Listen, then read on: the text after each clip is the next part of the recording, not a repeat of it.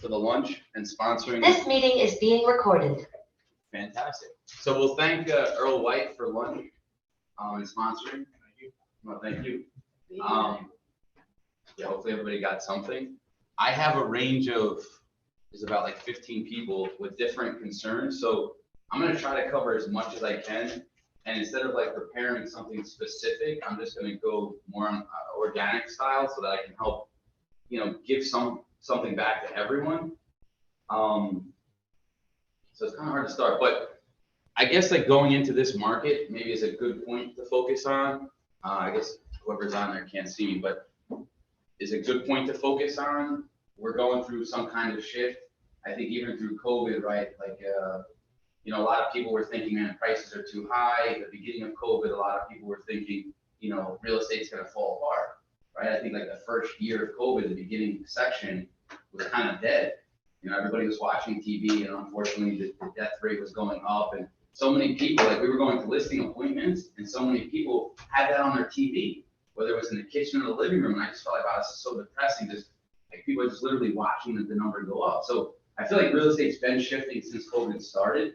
The thing is, though, and the coolest thing is that you can always find a deal. So during that first year of COVID, I bought a 4-unit building in Jersey City for $735. It's probably worth $1 million then, right? And now it's probably worth 1.1, 1.2. So just to think, like, first off, like whether your experience level is high or not high, there's never a bad time to invest in real estate. It's the same thing as a real estate agent that we tell our clients. And what people always say is right, like if you're going to be a real estate agent and you're telling other people this, practice what you preach. Like if you're not going to tell a client it's a great time to buy and lie to them, I would assume. So as an investor, it's the same thing. So I know one of the comments was interests were, how do I help other investors? Well, bring them deals, right? So the cool thing about being a real estate agent and an investor is we lead gen. We lead gen heavy. So before I got into being a real estate agent with Andres and working in the Premier Villa Group, my focus was just investments. And I never realized this until I learned the real estate business more as a real estate agent, but all I did was lead gen. I sent letters, I was on social media, I was doing videos, blasting it to 50 people, 100 people, tagging them. Like I was literally just pushing everything out there. We had friends of ours, we started reaching out to people to do videos, like specific types of people for specific types of videos, and we're just filming videos about we buy houses, making commercials. This is when social media became popular. So again, like that's an investor perspective. Real estate agents should be doing the same thing. So you want to cater to an investor, or you want to have an investor mindset, then just focus your marketing on investment properties, right? Don't make it like I'm going to help one investor, I'm going to help one residential client. Make it all about one thing, just make investments. Residential people, like retail people can also be investing in real estate, because buying a home is an investment, whether it's a single family or a condo or a townhouse. So just hopefully that answers the question. Make sure that you're bringing a deal, and there are deals out there no matter what somebody else tells you. Don't let anyone convince you that because of a specific market, it's not a good time to buy. That makes no sense. And I met up with somebody yesterday. He's brilliant with numbers, loves analyzing the stock market. I mean, he's just brilliant. And had breakfast with him, and he said something so powerful. And he said, every time you feel uncomfortable about an investment opportunity, it's probably the great time to buy. So every time people are saying with the stock market, same thing with investing in real estate, now is not a good time to buy, that is probably the time that you should be thinking about buying. So just keep that in mind. Obviously, you have to do it correctly. It's not saying just buy anything because that's what you should be doing, but just because you feel like the time isn't right means that there's got to be an opportunity somewhere, and you should be looking for it. I came across, I'll give you guys another example, right, of this market to practice what we preach. I came across end of last week. I'm going to go after it. A 6-unit building in Passaic, $825,000. The net income, right, the gross income right now is $82,220 under market rent. The rents are $900 to $1,250. They're all 2-bedroom apartments. They should be $1,550 to $1,650 a unit market rent. guys, we're going through a seller's market. How am I doing it? I came across a guy yesterday morning. I like to talk to everyone. I say that in our office chat all the time. This is my lead gen. So I came here yesterday at 7:30 in the morning and everybody was in bold. I forgot my key because I brought my truck to Ford to get my tires changed, and I walked over. So I get security to come. I give him my business card. I do my spiel. I forgot there's people virtually. Sorry, guys.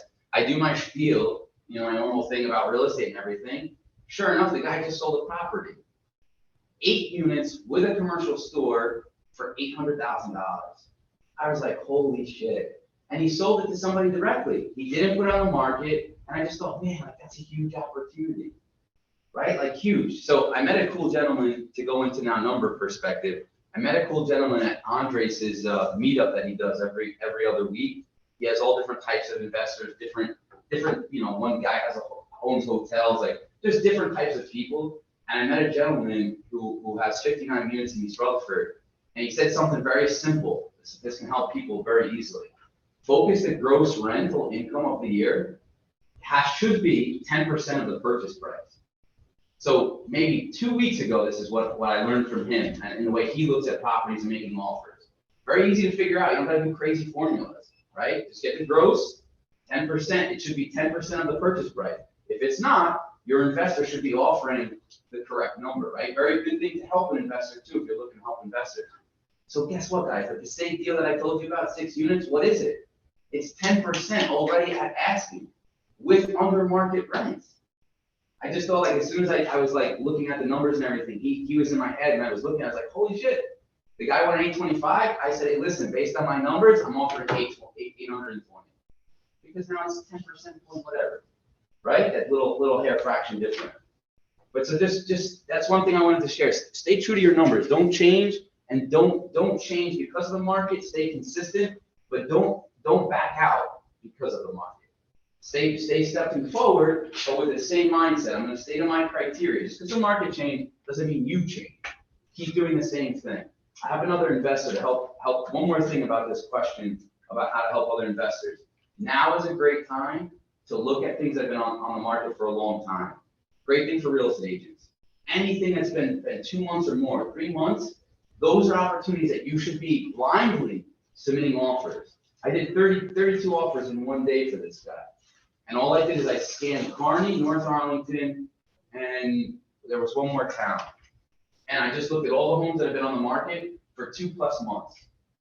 And I sent them 70% of the ARV. So I looked at the comps, roughly for the bedroom size, and I said, okay, this is what the home is worth. And I calculated 70% of the value. So going backwards, cutting it 30% of the full value so that he had a spread. And I just put offers, just send them.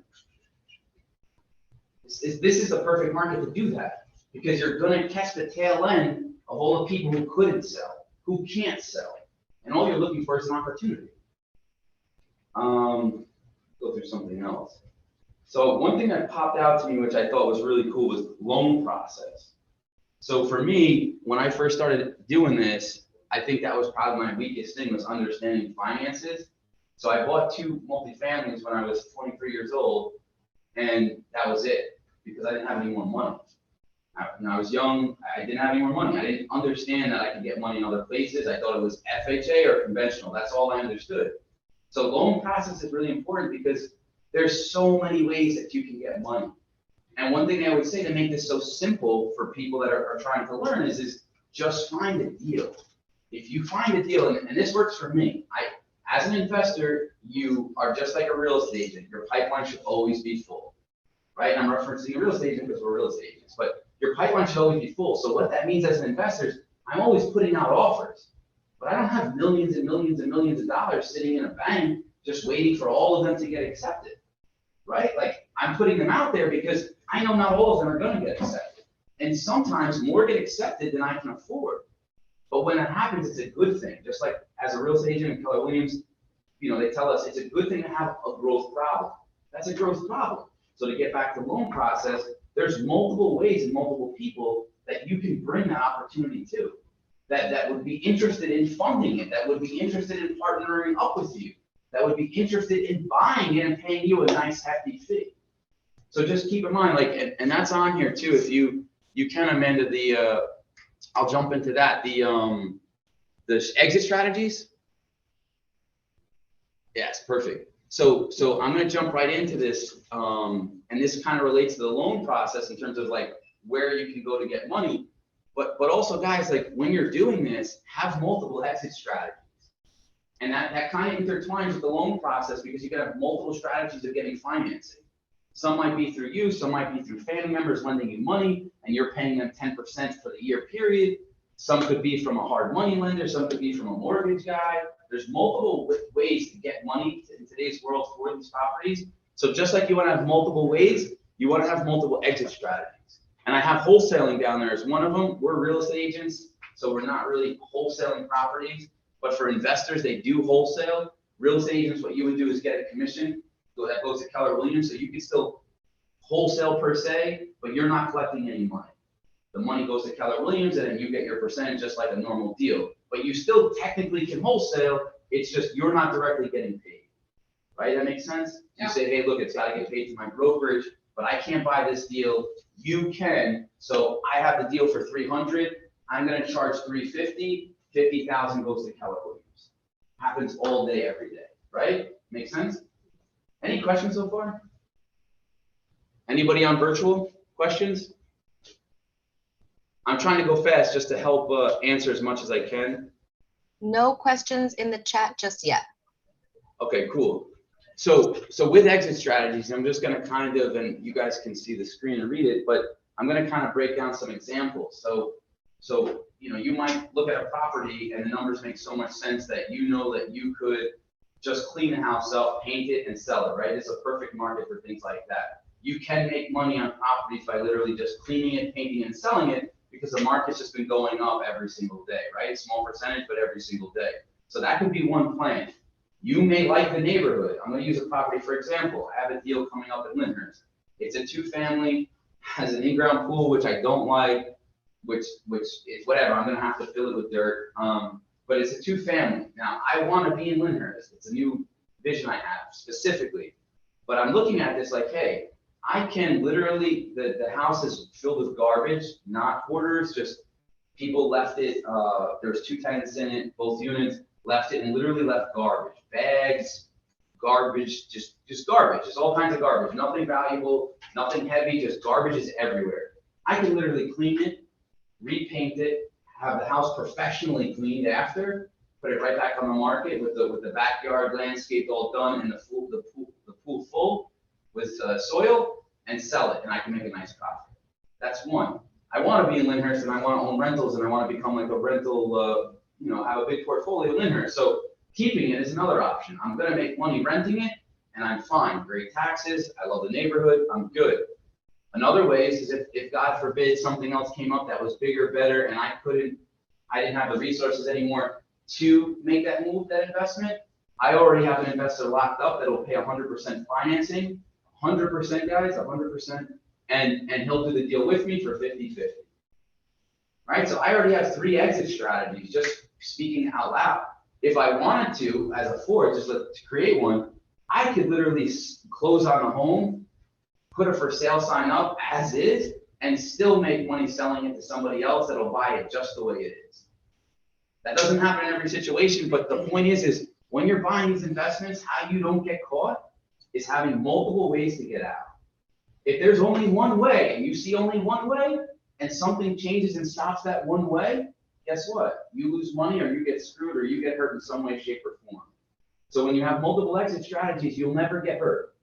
Never, because you just twist to the next one. Amanda, if you could go to the slide, there's 3 of them, I think, on there, but just one that shows the Excel sheet.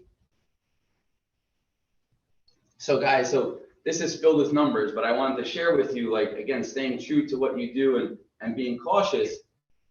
This is broken up, and you can do this in many different ways. Other people have different types. I know Jason in our office has an awesome one for commercial property, and he uses it religiously. So just sharing, like, hey, another type of person that handles investments, he also religiously uses it. But this breaks down everything. So when you're going into things, you should be able to understand the numbers. Like real estate agents, how we perform our business, we master our numbers. That's true. The ones who don't master it don't typically know their numbers, and the ones that do, right? So there's a concept about mastering your numbers. If you want to make money, you shouldn't be forging numbers to make the number on the bottom, right? This is real, guys, 225, that really happened. This number shouldn't be forged to look attractable. You should be doing all this stuff on here. Sorry, you guys, that can't see me virtually. I'm just pointing to the board. But all these numbers on here should be higher in some way, in some concept, not completely, but especially the estimated repair cost at 237. That was a high number, inflated. All the financing fees right here on the left side in the bottom corner. These are all the fees that would cost to borrow money. That should be slightly inflated. And then your utilities and stuff like that, you should not be underestimating them just because whatever, make them a little bit higher. These numbers here, guys, the utility costs are not really going to make or break your deal, but you should still be doing higher so that this number is actually less than what you make. Because at the end of the day, if you do a deal, whether you're flipping or wholesaling it in a real estate agent concept, you want to make more money. And if you have investors, right, this is how I'm very big on everybody in every situation has to win, or else you're not going to last much longer with that situation or that partnership. When you show somebody, let's just say this number was 175, and I show somebody that, you guys are the investor, you lend me your money, and I pay you back right at the end, but I go and I say, guys, we killed it. That's only going to make you feel better the next time you go around. So you do not want to forge numbers for mental happiness, right? You want to go, I like to go the other way, make them come higher, expenses higher, so profit looks smaller, but profit still has to fit your criteria. So mine for a flip is 6 figures. If I'm not making 100 grand, 95 grand, I don't want to do it, right? Like the work and everything that I feel like I put into it, if it's a big project, I don't want to do it. I'll look the other way, so just keep in mind, like, again, staying true to your numbers, making sure that you calculate this, making sure that you save it, for throughout the project so that you're calculating, is correct and you don't get caught off guard. And then also something that's not on here is having another separate thing, which I'm sure you're familiar with. He does construction and helps people, redesign and develop homes, is having a budget for that redevelopment, having line for line. And we're not skipping anything for mental happiness. Everything goes there, plants, gutters, windows, roof, siding, electric outlets, light fixture, every single thing. If you cut something out just because you think, whatever, guess what? What happens when you actually have to pay it and all the other things cost more money than you estimated? Like people don't typically, I'm not saying everyone, but people, I feel like typically don't estimate for landscaping correctly. They put $200, $500. But in reality, like just to do plants alone is going to cost you $1,500 to $3,000, just that, and that's basic. So why underestimate it because you want this number to look better? I've had investors, so I've done with Andres as well. Actually, I've done an investor mentor program where people would lend me money, right, guys? Finding ways to get money. There's so many where people would lend the money. The investment mentor program would be free. They would make 10% on the money they invested, get their investment back, and get the mentor program free. How it benefited me is I had private lenders in my fingertips, but they made money. They didn't lose anything. And I had guys, so like while they're going through this program with us, that would bring me deals, and they would be doing the best they could to get this to say $30,000. Why are you going to do something hoping to make $30,000 that's going to take you 6 months to a year? You're worth more than that, right? And then what happens when those numbers, because you fluffed them up to make that look like 30 grand, actually aren't real, and you make 5, or you lose 15, 20 grand? There's no point. It's not worth the experience. Some people would tell me, well, I got the experience. That's just them making themselves feel better about losing the money. But in reality, why would you do this to lose money? It just doesn't make any sense. Anyone have any questions that I haven't gone over yet before I pick like a different topic on here? Please. How would you do the comps in a declining or shifting market? So I would focus on a percentage that you feel comfortable with, 10, 20, right? And make sure that number of your ARV fits that. I would just already pre-assume a percentage. And that's a good question with comps. It's something else I do, and I do this, I'm sharing like a powerful secret, I feel like, because I use this for everything. I look at actives.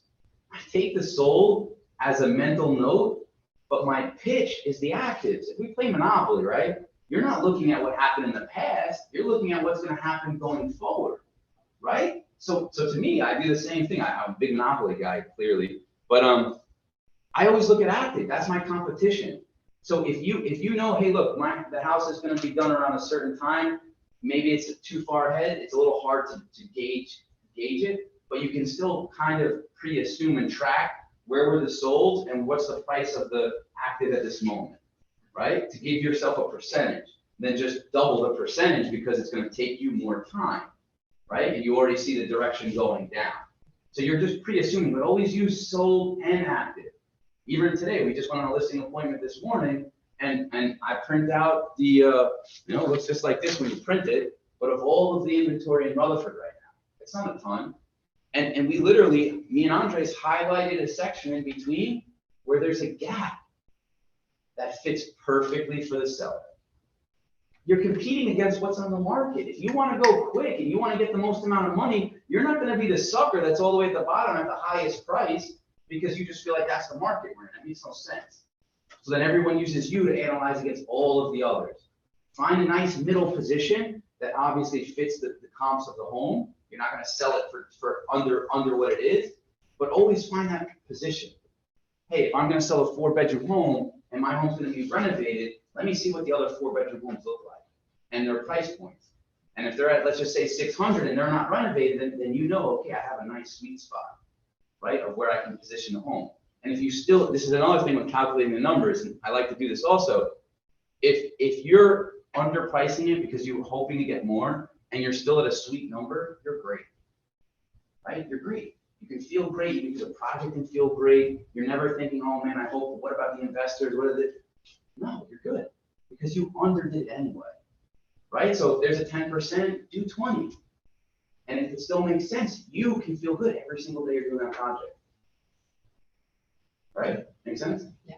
And I had too on the comps point that when we looked at them, not just the actives where it's going to go, but what were the days on the market on closed ones? Yes. Because if you're nervous how my number's looking and you're nervous about it and everything's going off the shelf in 30 days, 45 days, then you feel a little better about that number. This is a good neighborhood. If you have high comps, but it took 90, 120 days to sell, you might be like, well, that's not a good indicator. I don't know what you're talking about, Travis. Yeah, no, that's a great point. I agree with you 100%. On here, I'm so sorry, guys.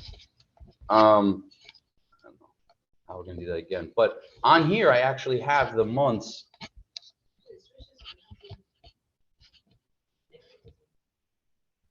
Estimated hold time, 10 months. So what this does is it calculates everything, interest payments, everything based on 10 months. So that's huge. Like what you're saying to kind of intertwine it is like, hey, if you're in a market, because if you're in $1 million market, you're going to see a longer days on market anyway, right? So you got to know your market. And if that's the case, you estimate for a longer time period. So if you know that you can finish a project, which, typically buying permits and construction on a residential type of flip, not a new construction house, typically is, I'd say from buying to finishing a project should be somewhere between 4 and 6 months.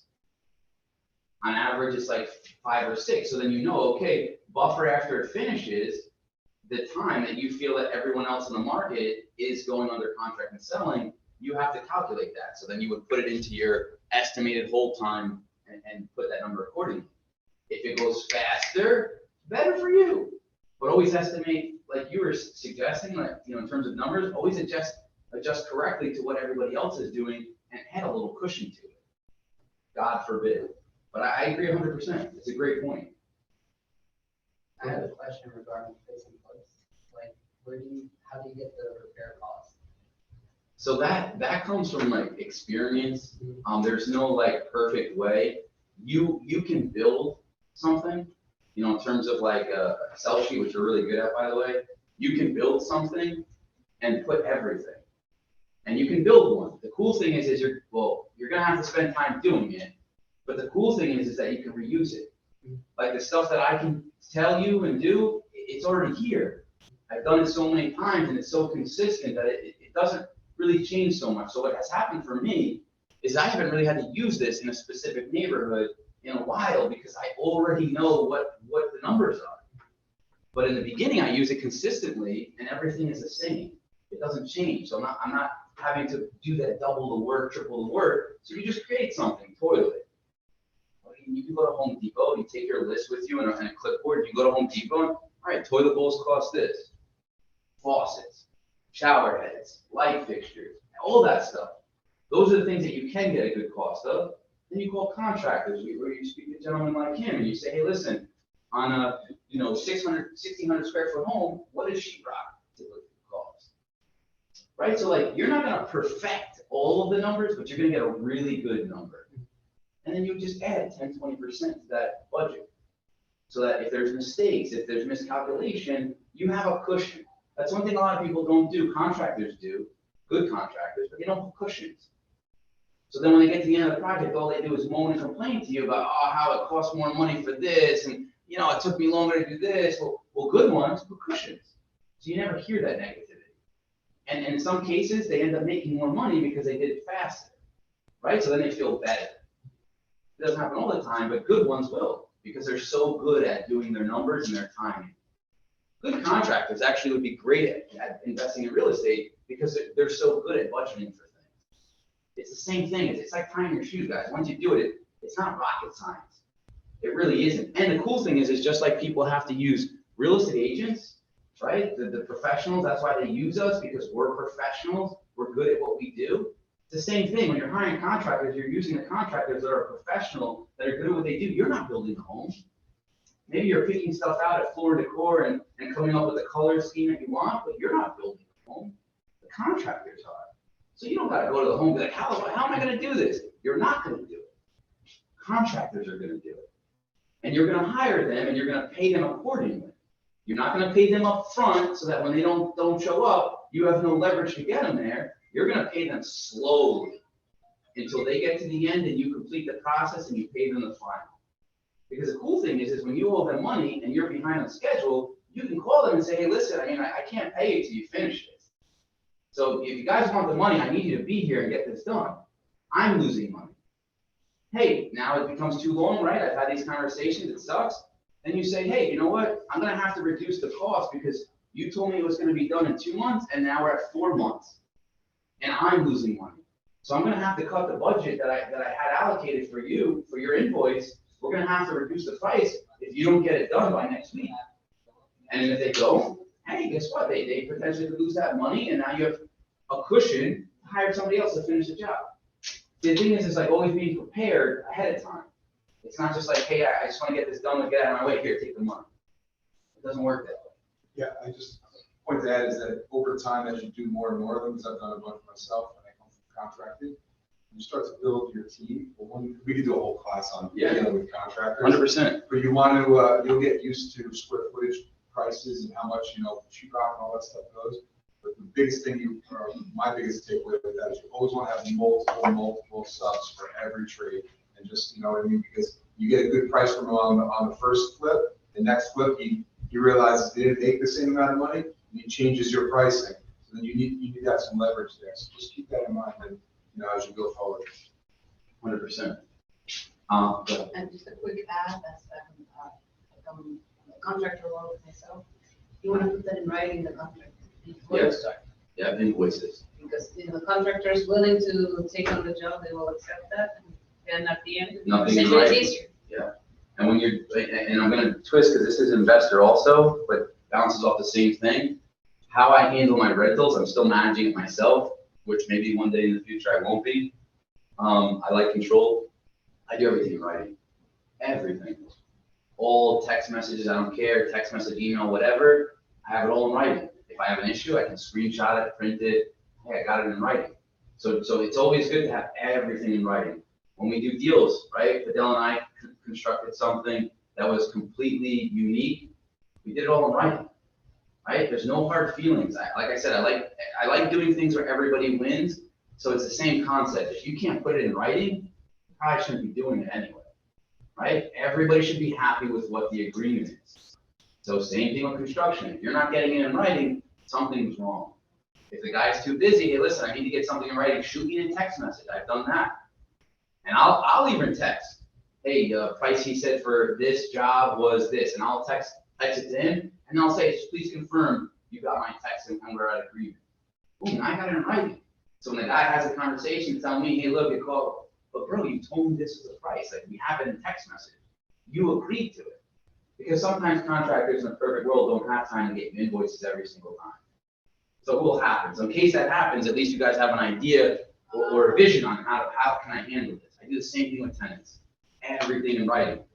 And guys, like, when it comes to investing too, for you, those of you who want to do buy and holds, I think buy and holds is the best investing. It took me a while to do it, and I regret it. I did flips heavily. That was my first thing.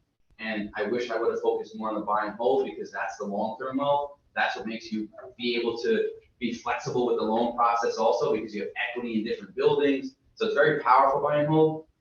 I manage it so much so where I have the tenant tell me what's the issue, take a picture of it. I send that to the contractor. The contractor goes and looks at it. Contractor texts me a price. I agree. I coordinate group text with the contractor and the tenant. Contractor shows up. I never go. I don't go to look at it before. I don't go to look at it after. Contractor finishes. I ask the contractor for a picture. Then I text the tenant. Hey, is everything good? Is everything working out? They agree. I pay the contractor.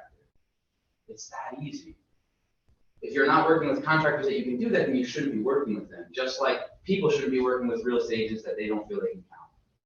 It's no different. I'm gonna add one thing when we're talking about the paperwork and the deal. One thing to think about is when you're drafting your contract in the beginning is that you don't necessarily have to finalize all this. Don't be afraid to submit an offer. I mean, you want to give waivers, you want to make sure you have an inspection period, make sure everything is written correctly to give you your rights. But you could submit, particularly if it's off market direct. A lot of times you'll get an inspection period. You'll know the seller, you'll talk to them, tell them I need 14 days. So if you go into the deal, you don't have your contractor handy to go to the property with you, fine. Go with the contract, don't lose the deal, lock it up, make sure you have inspection contingency, bring your contractor, and then if you need to renegotiate, then renegotiate at that point, as long as you make sure the contract gave that out and obey the time period. But don't be afraid to jump and get something locked up and then bring your team in and evaluate everything. And then if you got to renegotiate price, I don't know, Travis, I think all the time, right? I mean, you go on the deal, those numbers don't work, you go back and you renegotiate if they're willing to lower. I'm not a good example for that. You're right. I buy things as is. That's my leverage. That's how I got the deal in Lyndhurst. And I'm going to go over that next in terms of how we find deals. But that's how I got the deal in Lyndhurst. Is somebody contacted me that I knew from a long time ago, was a real estate agent, and he directly contacted me and said, look, he's educated and understands. So he's like, look, I can get people to come in here and clean all this up for the seller can pay them, but I just want a simple transaction. I know how you work. So like that benefits me a lot more than not. But like when you're a real estate agent helping an investor, obviously you want to try to protect yourself as much as you can, like you're saying, but it doesn't always work. So you just got to know the case by case. I have a 2-page contract that does have an inspection period in it, but like, there's different ways of doing business. So like in Rutherford, for example, I'm so pro whoever I'm helping, right? Like I do this everywhere, but I specifically flip houses in Rutherford that I just give it straight up. I don't, like in contracts, there's things in there, loopholes and things like that. But because I'm so comfortable with the numbers and I really want to help people and there's like a specific niche that works for me and works for them, that I just leave it out. But if there's a situation, if I go to another town and I don't know anything like about the people, then I keep it there because I want to protect myself. But because I understand this town and neighborhood so much and I'm a part of the community, I live in the town, I do avoid it because I deliver, hey, look, this is what I'm gonna do, I'll make it as easy as I can. No rush, no this, no that, but we got an easy agreement. So it just depends, it depends on what you're doing, who you're dealing with, what neighborhood you're in, because like if you're doing something, let's just say in Essex County, in parts of Essex County, you're gonna want that clause because God knows what they're doing. You know what I mean? So it's just case by case basis. But good point, good point. And a lot of people do utilize that because then what they do is they get the deal and then they come backwards and they negotiate for them. It's just for me, like with Rutherford, right, your name is everything. It's a small town, you're trying to help, I'm trying to help the community, I give back to the community. I don't want anyone to feel like I'm shading them, you know, by doing something and then pulling back and coming backwards because I want the community to do the best it can. And most of the business that I get, like the one in Lyndhurst, is from people from the past, which is what I was going to share with in terms of like finding a deal. And this is probably a really big important part, but it goes back to lead gen. So letters is really helpful for finding a deal. Andres works well with letters. I used to do 300 letters a week when I was like heavily flipping in town, and those letters get held. I adjusted the letters, you know, just to give like ideas about letters. I adjusted the letters for holidays. So on Christmas time, I had a snowman and snowflakes in the background of the letter. Other holidays, obviously following that holiday. Same thing, I had a beach. One time I had a flyer made with a beach and my dog sitting in the sand. So I just try to customize it to fitting that time, but people do save those letters, even though we don't get polls right away. They save them for that time opportunity that they're actually ready. They think, hey, look, here's an opportunity I can just sell direct. Right? It's a big thing for investors is just doing direct, doing off market. So that's a huge asset. Another thing is calling. So calling just like a real estate agent, I got a list of numbers and everything in Lyndhurst because I want to get into Lyndhurst. And I selectively picked how many units I wanted. You guys can find stuff. Cole's Realty Resource is a huge platform that's affordable. It's I think like $900 something a year that you can get anybody's information. You can use this for real estate also, but you can pull by mile radius, you can pull sections, you can pull specific information, and you can, you know, do all of New Jersey if you want to. So it's very helpful. I just pull that information, download it, I put it into, we use Vulcan 7 as our dialer, and I called all from the criteria I wanted. It wasn't everybody in Lyndhurst. It's be impossible to do in a week, but I called in a week everybody in the criteria of the building size I wanted, and I found one deal. It took me 1 week. So just giving like an idea, like, hey, if you really want to find investment for yourself, make part of your lead gen doing something like that, because then you could also get listings too. So you're not taking away so much time from being a real estate agent. Also, you're kind of intertwining it. But cold calling, word of mouth, door knocking. I'll give you guys an idea, like in terms of how I do the letters, and I do it still to this day. I drive around the neighborhood 6 o'clock, 7 o'clock in the morning when there's nobody out. I do it when there's nobody out because you got to drive really slow. And I just go down the blocks. I put on my phone, I'm sharing exactly how I do it. I'm not making this up. I put the street name, Sylvan. And I drive down Sylvan from one side all the way to the other. And I just go slowly, look side to side. If a house looks like it's outdated, looks like it's anything. It doesn't have to be falling down, but anything that looks outdated about it, and that's who I mail a letter to. So I'm not just mailing letters to everybody in town, which is not a bad idea either. But for budget-wise, you know, I look at budget. I selectively are picking the people who look like they might need help or might want to sell at some point in time. And I just go down the street and I just text number 92, 101, 150, and then I hit send. So I have it saved or I use it in notes. Then I go to the next street. I do the exact same thing. I write the street ones because it'll take forever. And all I'm doing is writing down numbers. And I just go side to side. So that's how I do my mailer letter list. You can do so many other things. Probates, expires. Expires is a big one. I'll give you guys a really good tip for going forward as a real estate agent and investor. Go door knock expires.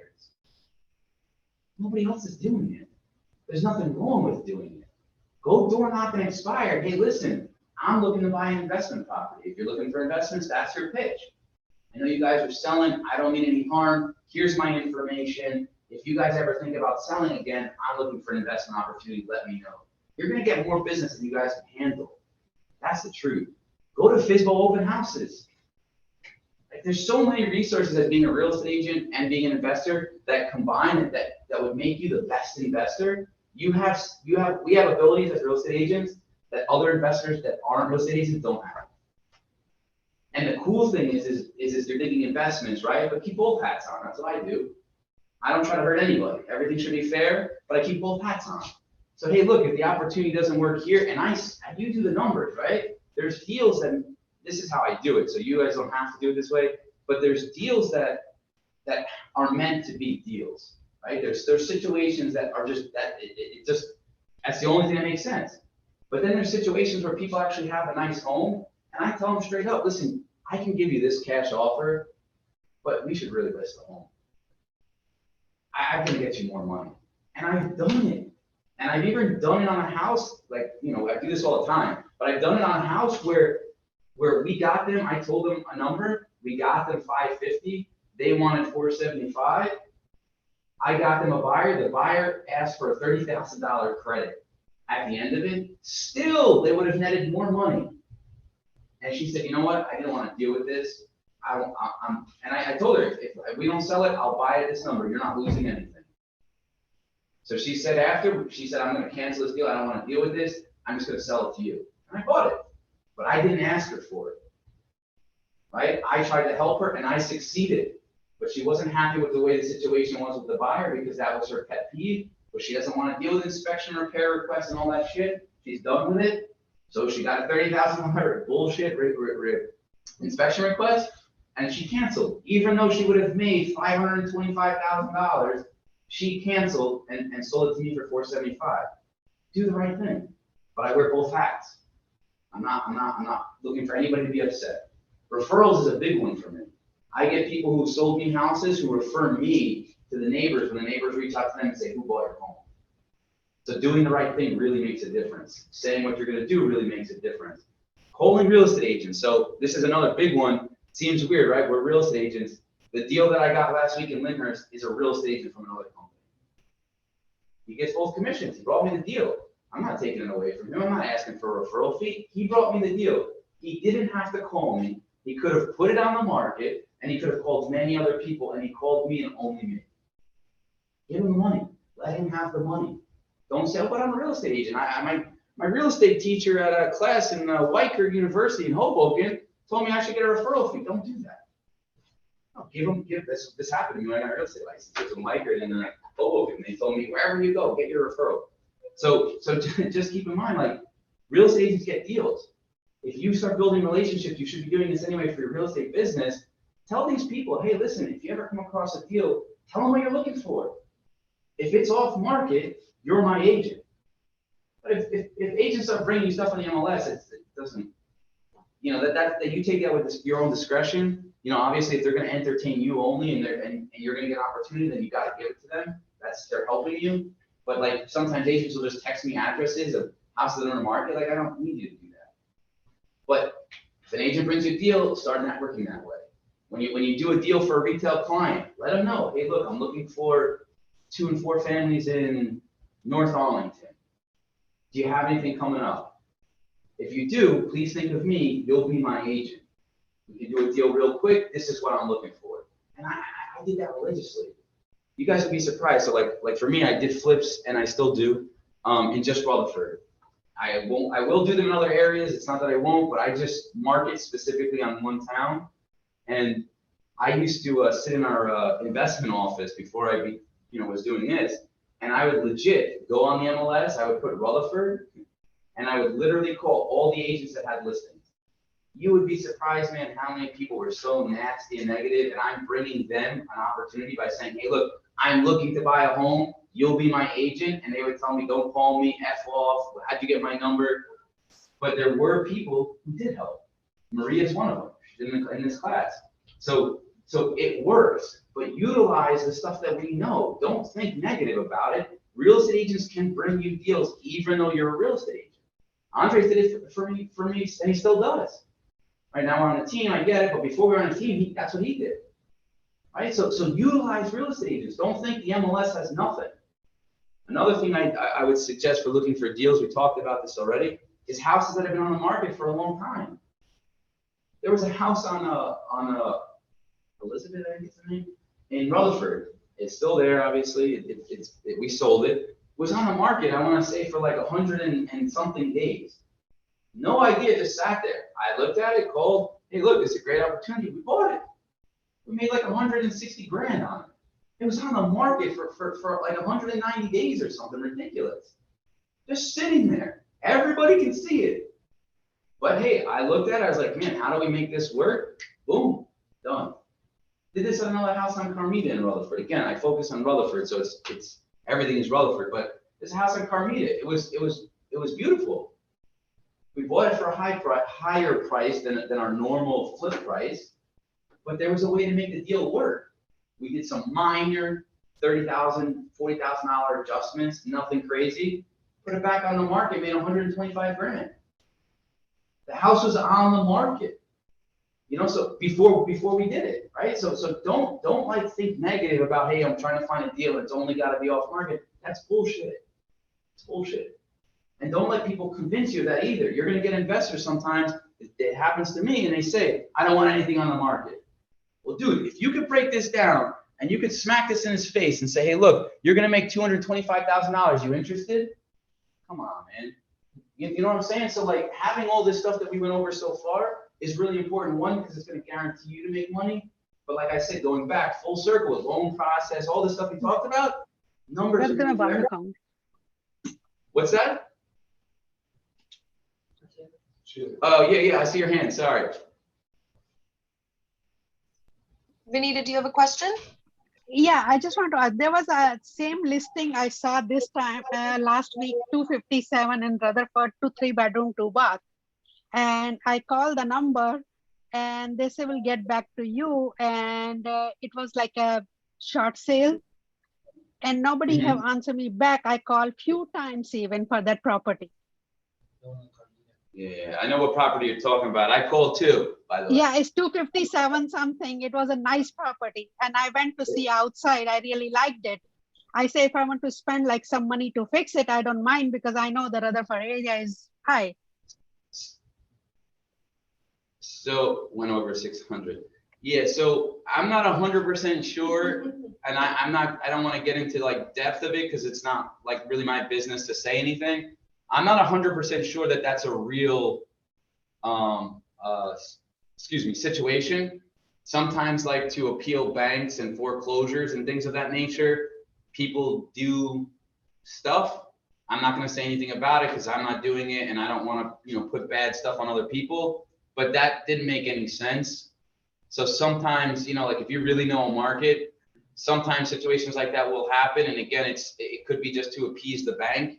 It could be because they're, switching it to another family member, and if they're trying to get a deal to the family member. I don't know what they're doing, but I did contact them myself, and I just, sometimes when things seem to be too good to be true, they're not.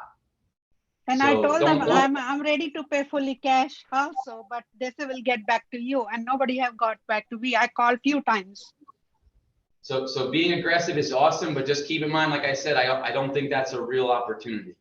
Okay, thank you. My pleasure. Good question, though. And being aggressive like that is awesome. You're going to win more deals than losing when you do that.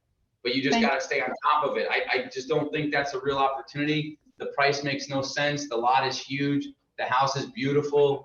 To sell at that price. That's the reason I jumped it right away. Well, you and 10,000 other people. Did you see their lawn this morning? Yes, I saw that. Okay. I was just kidding, but yeah, I guess there's a lot of people there. Anybody else have any questions on the virtual side? We got 10 minutes. Anybody else any questions? I'll just comment that direct mail marketing works. Yeah, 100%. Out-of-state owners, You can't huge. expect the results right away. On live mail, 400 a month, and then you get about 2 calls a month from it. But it takes a while. Like the house that I just bought last week, the guy got my letter last year. I just held on to it and called him this time. So it's a long term. Yeah, you gotta just stay consistent. It's like in the Millionaire Real Estate Agent book with all the lead gen letters. It's the same thing. Postcards is in there. You could use that same thing and just cross off realtor and write investor. It's the same thing. If you don't have multiple things working, then you got to go based off of the number of results on just that. But he's absolutely right. Like, you'll get calls. Like there's a company called Yellow Letters. There's tons of things now. But when we were doing this a while ago, Yellow Letters was like the main one, and not everyone was doing it, so it wasn't like so popular. But we were just sending Yellow Letters, and the company does it all for you. You tell them what type of list, or you can send them a list, and you just pay them per letter, and they give you the price, how much it is per letter.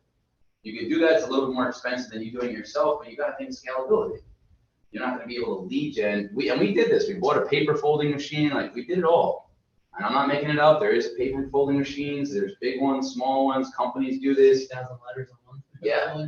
And we were just Nightmares. flying them through, and then we would have people on our team packaging them in envelopes, because there's so much. Handwriting the addresses, then we started doing stickers, so we would print off the MLS, we can all do this. Yeah. Again, real estate agents have an advantage over non-real estate agent investors, but we would print the stickers right off of the MLS of all the addresses we want, stick them on, we would handwrite our address, then we invested on the stamp. I still have the stamp, but then we invested in a stamp that had our information, and I would just ink. But again, like the time it takes, like you gotta think of like where you're at, what type of volume you're looking for, and what's the return gonna be. Because time is not for everyone. So then, to give you guys another idea, what I started doing, and we're doing it also for the team in terms of like pipeline, and it's also giving back to those in the community, is we're helping people graduate high school. I have people in high school doing my letters now. Pay them 40 cents a letter. They do it all. I bring the supplies to them, they handwrite it, they package it, I give them the stamps, and that's how I can scale how many they're doing. I give them how many stamps per how many letters I want back. When I get them all back, I go to the post office, before I drop them off, I count all the letters. Perfect. 40 cents is nothing. I mean, for them, it's great, but for me, it's not costing me anything. But what did it do? It bought me 3 days at a time. Right? Like I gotta sit there and pack. Once you do it and realize like how time consuming it is, it's a nightmare. We would have events with our team, and we would be doing the events, and everybody would be packaging letters. It's a nightmare, just a nightmare. And I'm talking, like he said, 600. I'm talking about, we went to the post office and got those big long plastic bins, and we were packing them and putting another one on top, packing them. Like it's I had a insane. storage room in my old apartment with the racks and all my storage racks filled. Floor to ceiling, it's just the carriers of letters. Oh, I couldn't take them enough to, that was a, Yeah. It works, but it was a lot to learn. So I just looked to show that you put the work into where you are. It doesn't just happen because you wanted to happen. You Right. put the work in. Right. gotta stay consistent with it. Yeah. I Like I said, if you just do 400 letters a month and then you don't do it, what are you gonna get? Nothing.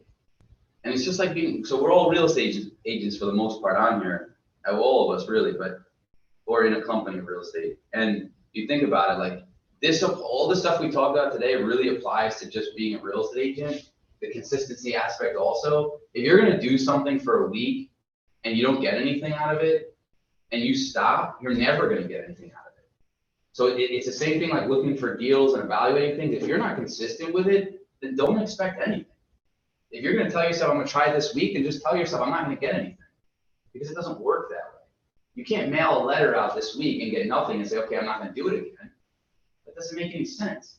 Why would it be so easy to just mail one round of letters and all of a sudden you're successful? Then why wouldn't everyone do it? It's the consistency that people fall off of. If you're gonna cold call for properties, I hear you do it all the time. The opportunities come because you keep doing it. You could have a bad month, and then all of a sudden, the next week of that full month that ended, you crush it with 4 deals. Right? Like it's just being consistent. There's no quick results in anything. It's a great point for you, but there's no quick results. I have people who still are holding on to a letter that I sent them 6 years ago. But we stay consistent. Right? So people still call me randomly, and it's just like, how'd you get my number? Oh, I've been holding on to your letter for, I guess like 5 years now. It's like, oh shit. I've prayed with people before I bought their home.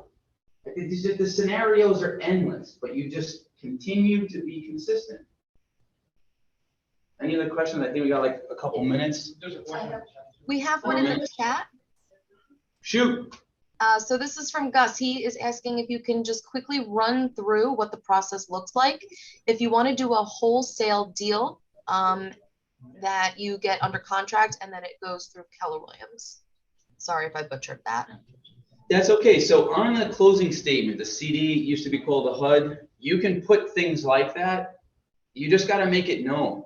So like I tell wholesalers, by the way, it's a tough business. You got to really understand what's a real good deal and not, because there's a lot of wholesalers that don't know what they're doing. But when it comes to doing this, you just got to coach the people you're dealing with. So like when I'm dealing with a wholesaler or trying an opportunity like that, I just make sure that they know, hey, look, I don't want the fee to come to me. It's going to come to my company. And the company is Keller Williams Parkviews Realty. And you have an agreement signed that you're going to get a commission, but it's going to Keller Williams Parkviews Realty, not Travis Soine. So then when it goes to the closing statement, Keller Williams Parkviews Realty, like normal, is going to be on there. It's really not like super complicated. It's just what you're coaching the potential people you're working with about. Does that answer, Gus? Yeah, for the most part. So if I have an LLC as an investment business, you're saying that I'm still running that wholesale deal through Keller Williams, correct? So we could talk about this like privately, because I don't want to say the wrong things. I can't really say I can't answer that exactly, but people do it, and technically it's a different entity. So there's a loophole, right? There's loopholes around a lot of things. It's not necessarily the most correct. So, you know, like I go through Keller Williams. It's just, that's what I do. But I know people who do that, and you could get away with it because it's a different entity and it's not going to you directly, and you're the licensed real estate agent. It helps if there's other people a part of the LLC, because, you know, then that, I guess you have that argument. But with the LLC being an LLC, it's not you. So, you know, people do that. Okay, so we'll talk about that later. Appreciate it, man. Okay. No worries, man. Yeah. You said you started flipping. You'd rather have started. I still like to flip. I like it. I just enjoy it. Besides for the fact that it makes money, so I'm a real estate agent. I just enjoy helping people. So it all kind of falls in line. But like the real goal and what I messed up with was not buying rental properties soon enough. You mean like, right? Yeah, buy and hold. If you could Right, rewrite right. your story, how would you work with I would've- financing to start with buy and hold? I would have bought a buy and hold every time I sold a flip. To do them, I did over 50 flips. I would have over 50 buildings right now, instead of 7. so you would have financed yourself with the flips to buy the buy and Yeah. holds. Yeah, I would have taken a percentage of that investment. I read the book Profit First. It's a huge book I recommend highly. I followed exactly the steps starting in January of Profit First, and it's been life-changing. But if I would have done that 7, 8 years ago, every single deal I would have done, a percentage of it would have ended up going towards a flip opportunity. And that's what I'm doing now. Exactly what I'm saying. But it took me till now to realize that. And I wasn't thinking about like long-term wealth. I was really thinking about short-term. And I didn't mean it that way, but I was just thinking, okay, like this is my job. I was a flipper. So we rented an office, we did a whole bunch of stuff, but we were doing 9 to 13 projects at a time in one community. That's a mile radius long. So just being over aggressive about every single thing you do. 10X, I didn't even know what 10X was, but that's literally, if I look back, like that's what we were doing. I showed up every day, like other people show up to work in our flipper office that we rented out for our flipping business, and all I did was lead gen. Social media was a huge one, but religiously every single day. Never looked at it any different, and was lucky to build partnerships like with Andres and other people that were able to leverage other things, and it worked. Very chaotic at the point of 9 and 13 deals at a time, but it worked.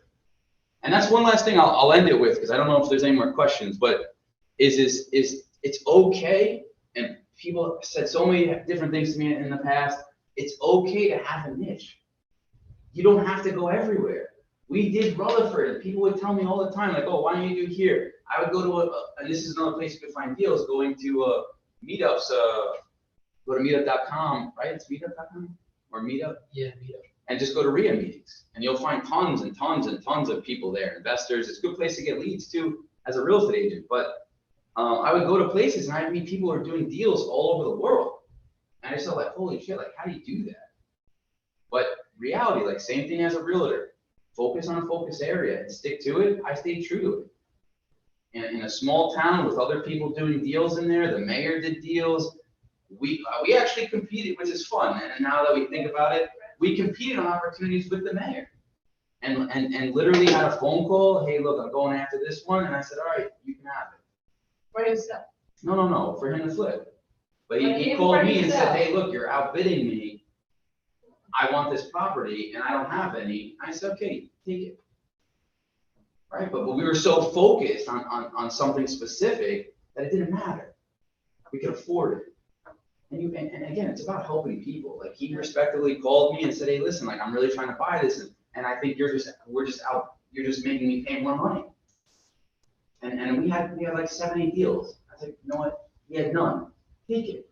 But in a market that there's other people who are doing this, you can still find the opportunities. It's just being consistent to what you do. And remember, like I said, it's one town that I focused on. It works. So if you want to pick an area, it could be 5 towns. There was a gentleman that I knew, he probably still does this, big time when I was just getting started, so I'm sure he still does it. He focused on, I think it was 4 neighborhoods. Montclair was one of them, and the other 3 were surrounding. And that was it. That's all he did. He didn't care if it was anything else outside. It didn't matter to him. It was just those 4 neighborhoods. I know a guy now, his name's Julio, amazing, awesome dude. He just does Elizabeth. That's it. Like, you don't have to expand yourself so far to be so thin. Think about it this way too, and this is what kind of helped us to, continue adding the concept of doing this. Think about when you're doing 4, 5, 6, 9, 13 projects, and your contractors are going from one house to the other, isn't it great when it's in the same neighborhood? When you have garbage from one house and you don't have a dumpster anymore because that house is already past that stage, and you could take your truck and take the garbage and put it in another dumpster that's in the same neighborhood that's yours. Right? Like there's so many things that you can think of that benefit you when you stay true to your thing. Don't just start making things up because you're trying to make an opportunity. Even when things are slow, you don't just start creating new ways. I don't buy houses with oil tanks in the ground. It's just the way it is. I don't get flood properties. It's just the way it is. But you stick to that. You don't change because like, hey man, I've been looking for so long, I can't find a deal. Let's just do it. I had somebody tell me that, and the profit on the estimated net, not gross, net, said 30 grand. Come on. You're gonna make this deal because you can't find anything, just keep looking. So just keep in mind, stay true to your ways. Cool? Good class, guys. Thank you for your time. And thanks for lunch. Yeah, Earl, you want to say anything? Everybody here know Earl or no? Earl Light, real estate attorney, I'm up on the 8th floor. You guys can You have twins, right? Here? Caleb. Yeah, we just were with it. I know, we were just working on getting So stuff weird. figured. So weird. Yeah, I'm the guy, 8th floor, so if you guys need any help with real estate deals, feel free to let me know. Yeah, we work with him consistently, he's great, so. Earl, you have any cards? Why not? I want one, and I'm sure some other people. Not a ton. Well, Amanda has it. I got it. I'm gonna keep them. So Thank cool. you We're so talking much like for sponsoring, Earl. We really, really appreciate it. yeah. Yeah, so this was actually our office, so where we rented out the space. And we still follow the same chalkboard thing that we did then, now. But this literally, guys, like this is how cool it was. This whole section was active. But anyway, yeah. If you guys have a deal, that's my information. I appreciate that, Amanda. One last thing about the niching down point, it also helps for the